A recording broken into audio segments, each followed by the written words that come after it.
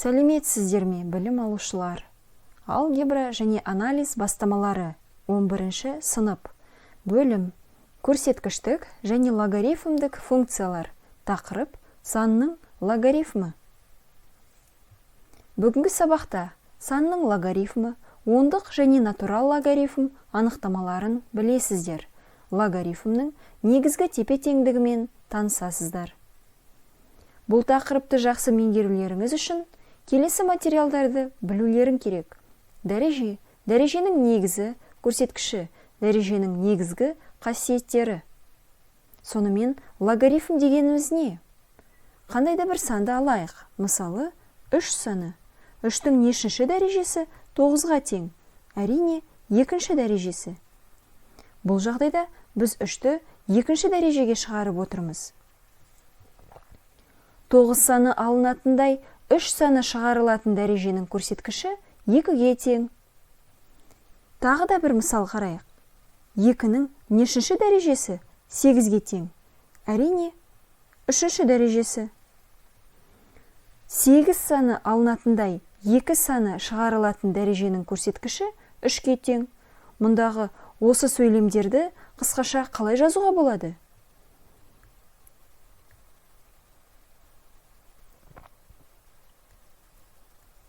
Міне, логарифмнің мағынасы осы. 9 саны алынатындай 3 саны шығарылатын дәреженің көрсеткіші 2-ге тең. Мұндағы логарифм сөзі дәреженің көрсеткіші мағынасында тұр. Келесі мысалда қалай жазамыз? 8 саны алынатындай 2 саны шығарылатын дәреженің көрсеткіші 3-ге тең. Тағы да дәреженің көрсеткіші мағынасында тұр. Бұл жағдайда логарифм. Енді осы мысалдар арқылы логарифмнің анықтамасын берейік. Сонымен b саны алынатындай a саны шығарылатын дәреженің көрсеткіші a негізі бойынша b санының логарифмі деп аталады. Мұндағы дәреженің негізі логарифмнің негізі болып жазылады. Және a және b сандарына қойылған шектеулер бар. a үлкен 0-ден, b үлкен 0-ден және a тең емес 1-ге болу керек. Келесі мысалдарды қарастырайық. Міне, есептеуге берілген мысалдар. Оқылуына назар аударайық. Дұрыс оқылуы 3 негізі бойынша 27 санының логарифмі нешеге тең? Сұрақты басқаша қойайық. 3-тің нешінші дәрежесі 27-ге тең? Әрине, 3-ші дәрежесі. Демек, 3 негізі бойынша 27 санының логарифмі 3-ге тең. Келесі 5 негізі бойынша 25 санының логарифмі 2-ге тең. Себебі 5-тің 2-ші дәрежесі 25-ге тең. Бұл жағдайда 25 негізі бойынша 5 санының логарифмі 2-ден 1-ге тең. Себебі 25-тің 2-ден 1 дәрежесі 5-ге тең. 5 негізі бойынша 125-тен 1 санының логарифмі минус 3-ге тең. Себебі 5-тің минус 3 дәрежесі 125-тен 1-ге тең. Енді мына теңдеулерді шығарып көрейік. Бұл теңдеудің шешімі өте жеңіл. Себебі 3-тің нешінші дәрежесі 81-ге тең? Әрине, 4-ші дәрежесі. Келесісіне қарайық. Мұнда 4-тің нешінші дәрежесі 17-ге тең? Әрине, нақты жаза алмаймыз. Бұл жағдайда логарифмді қолданамыз. Дәреженің негізі логарифмнің негізіне жазылады. Төменгі жақтағы индекске жазамыз. Одан кейін 17. Міне, теңдеудің түбірі 4 негізі бойынша 17 санының логарифміне тең. Енді a саны берілсін. Сонымен a негізі бойынша 1 санның логарифмі немесе a-ның нешінші дәрежесі 1-ге тең? Әрине, кез келген санның 0-ші дәрежесі 1-ге тең. Бұл негізінде логарифмнің қасиеттерінің бірі болып табылады. Келесі мысал, a-ның нешінші дәрежесі a-ға тең? Әрине, кез келген санның 1 дәрежесі өзіне тең. Бұл да логарифмнің қасиеттерінің бірі болып табылады. Логарифмнің қасиеттеріне келесі сабақта нақтырақ, толығырақ тоқталамыз. Енді ондық және натурал логарифм анықтамаларына, ұғымына назар аударайық. Сонымен барлық 10 негізді логарифмдердің барлығы ондық логарифм болып табылады, және 10 негізі жазылмайды, яғни ондық логарифмдердің барлығы қысқаша түрде LG әрпімен жазылады, және мына тұрған А саны қасына жазылады, ал негізі жазылмайды. Дегенмен біз негізі жазылмаса да білеміз, себебі LG түрінде жазылса, ол ондық логарифм, негізі 10-ға тең. Келесі, егер де негізі 2 Е санына, Е саны дегеніміз тұрақты сан, ол жоқ мәні 2,7-ге тең. Егер де негізі Е санына тең болса, онда мұндай логарифмдердің барлығы натурал логарифм деп аталады, және негізі жазылмайды, ал лог сөзінің орнына ln, яғни натурал логарифм деп жазамыз. Екеуі де тең, бірақ қолданылады мына түрдегі жазбалары. Логарифмдік теңдік пен көрсеткіштік теңдікті ажыратайық. Бірінші жазылған теңдік ол логарифмдік теңдік. Қалай қателеспей логарифмдік теңдіктен көрсеткіштік теңдікті алуға болады? Ол үшін мына схемаға назар аударайық. Міне, А-ның С дәрежесі Б-ға тең. Демек, логарифмдік теңдіктен көрсеткіштік теңдікті дәл осылай аламыз. Енді осыған байланысты мысалдарды қарастырып көрейік. Мына теңдіктердің қайсысы дұрыс, қайсысы бұрыс екенін анықтайық. Біріншісі, логарифм, ондық логарифм берілген, демек негізі 10-ға тең. 10-ның екінші дәрежесі 1-ге тең бола ма? Әрине жоқ. 10-ның екінші дәрежесі ол 100-ге тең. Демек, қате, бұл теңдік дұрыс емес. Екінші теңдікке қарайық. 2-ден 1-дің 2 дәрежесі 4-ге тең бола ма? Әрине тең емес. Демек, бұл да қате. Үшіншісі, 3-тің бірінші дәрежесі 1-ге тең бе? Жоқ, 3-тің бірінші дәрежесі 3-ге тең. Демек, бұл да қате. Келесі мысал. 3-тен 1-дің -2 дәрежесі 9-ға тең бе? Иә.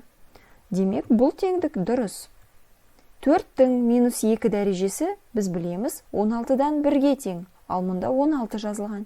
Демек, бұл да қате екен. Логарифмнің негізгі тепе-теңдігіне тоқталайық. Логарифмнің анықтамасын біз білдік. Осы логарифмнің анықтамасынан логарифмнің негізгі тепе-теңдігі шығады. Анықтамаға тағы да назар аударайық. А негізі бойынша Б санының логарифмі дегеніміз Б саны алынатындай, А саны шығарылатын дәреженің көрсеткіші. Ендеше, Б саны алынатындай, міне, математикалық тілде жазайық. А саны шығарылатын дәреженің көрсеткіші. Демек, дәреженің көрсеткішін жазамыз, ол А негізді Б санының логарифмі. Міне, біз алынған теңдік бұл логарифмнің негізгі тепе-теңдігі. Мысал қарастырайық. 5 санының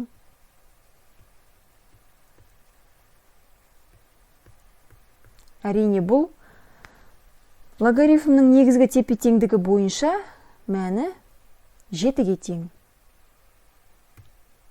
Сонымен логарифм не үшін қажет? Өмірде логарифмді алғаш рет 17 ғасырдың басында ғалымдар ойлап тапты.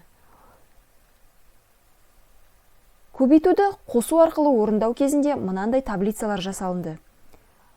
Соның бір бөлігіне назар аударайық. Мына тұрған таблица ол 2 негізді логарифмнің таблицасы болып табылады. Яғни 2-ның 2 негізі бойынша 2 санының логарифмі 1-ге тең. 2 негізі бойынша 4 санының логарифмі 2-ге тең. Тағы да сол сияқты. Осы таблицалар арқылы кез келген күрделі 2 санды көбейту ге болады екен қосу арқылы. Мысалға, 16 мен 64-тің көбейтіндісін тез арада осы таблица арқылы есептейтін болған 17 ғасырда. Мысалға, 16-ның екінші негізі бойынша логарифмі 4-ке тең, 64-тің екі негізі бойынша логарифм 6-ға тең. Демек, 4 қосылған 6 ол 10. Олай болса 16 мен 64-тің көбейтіндісі 1024-ке тең екен таблица арқылы. Осылай тез арада көбейтуді орындаған екен. Бұл жағдайда логарифмның қасиеттерінің мына түрі қолданылған. Осы таблицаларға байланысты әртүрлі логарифмдік сызғыштар ойланып табылған. Жалпы бұл сызғыштар 1980 жылға дейін қолданыста болған. Нақты айтқанда, қалта калькуляторлары қолданысқа енгенге дейін осы сызғыштар қолданыста болған екен. Тағы да қайда қолданамыз логарифмді? Мысалға, 1-ден 100-ге дейін бір сан жасырынған болсын. Осы жасырынған санды табу үшін кем дегенде неше сұрақ қою арқылы таба алады екенбіз. Осындай сұраққа жауап беру кезінде логарифмді қолданып, 1-ден тез арада таба алады екенбіз. Әрине бұл сұрақтар кем және артық сұрақтар арқылы. Мысалға, 100-ді 2-ге бөлу арқылы 50. 50-ден кем бе, әлде артық па жаңағы жасырынған сан? Осылай біз сұрақтарды қою арқылы 7 рет кем дегенде 7 сұрақ арқылы таба алады екенбіз. Ал 1-ден n-ге дейінгі сандар үшін мына формуламен табуға болады екен. Жалғастырайық. Жалған монетаны табу кезінде де логарифмді қолдануға болады. Мысалға, мына тұрған монеталардың ішінде біреуі жалған болсын, оның салмағы басқа монеталардан гөрі кем болсын. Неше рет өлшеу арқылы, кем дегенде неше рет өлшеу арқылы біз анықтай аламыз жалған монетаны. Осы кезде де алдыңғы әдіс қолданылады. Қазіргі таңда бүкіл әлем коронавируспен күресуде.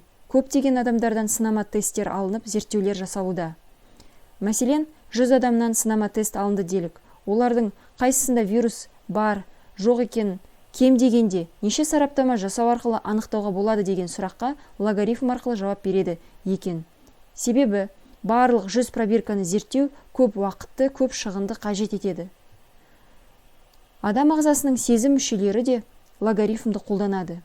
Вебер-Фехнер заңы бойынша адамның түйсіну күші, сезіну күші тітіркендіргіштің физикалық қарқындылығына логарифмдік тәуелді екен. Бұл туралы нақты көбірек білемін десеңіздер, Вебер-Фехнер заңын оқуларыңызға, танысуларыңызға болады. Сонымен оқушылар, сабақты бекіту үшін мына QR код арқылы тестті орындаңыздар. Сабақты қорытындылайық.